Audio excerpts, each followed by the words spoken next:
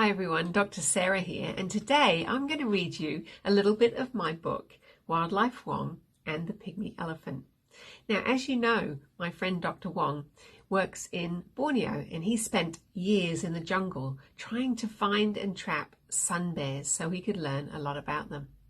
Through those adventures, he actually met all kinds of other species, including pygmy elephants.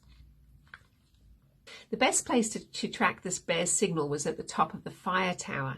This tall wooden structure was like a massive climbing frame in the forest, taller than the trees, with a platform near the top. Wong wanted to track the bears non-stop for one 24-hour day each week. His research assistant Guy stayed at the top of the tower during the day, and Wong was there all night. But they only had one car, so Wong drove Guy out to the tower each morning. Then, as the afternoon shadows were as long as they could go, he again drove out with Cha-Chen, their camping equipment and their food. Cha-Chen set up their picnic dinner at the top of the tower while Wong drove Guy back home. It's always wet in the rainforest, but one day it rained especially hard. Wong drove back up the steep slope to the fire tower, looking forward to his dinner, but his car got stuck in the thick mud. He tried to reverse, but the car wouldn't move.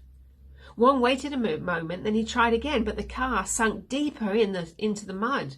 Luckily, it stopped raining and he didn't have far to go, so he unpacked the equipment and he walked the last stretch with his arms full. It was almost dark when Wong climbed the tower, and the deafening sound of cicadas moved like waves through the trees. He greeted Cha-Chen, then he lit the hurricane lantern and hung it over their picnic. In the distance, they could hear trumpeting elephants.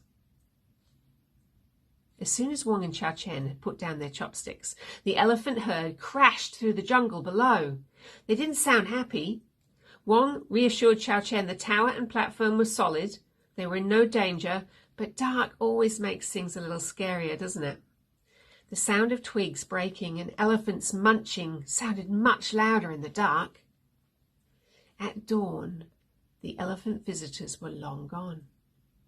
Wong and Cha-Chen packed their things and they made their way down the steps. As they walked through the forest to the car, they looked around nervously.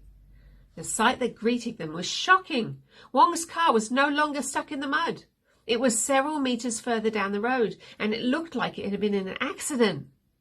The windshield was pushed in and cracked. The right side was dented like an elephant had sat on it, and the bull bar hung like a wobbly milk tooth. They pried the doors open and they brushed shards of glass from their front seats. Wong held his breath as he turned the key. Thank goodness. The car started. They drove slowly back into camp. Now, if you've enjoyed that story, I suggest you read more from Wildlife Wong and the Pygmy Elephant. You can buy this book here on my website, or you can also buy it through any bookshop, the one closest to you. Let's support them as well. Enjoy your reading, and I'll hopefully hear from you soon. Please let me know what you think.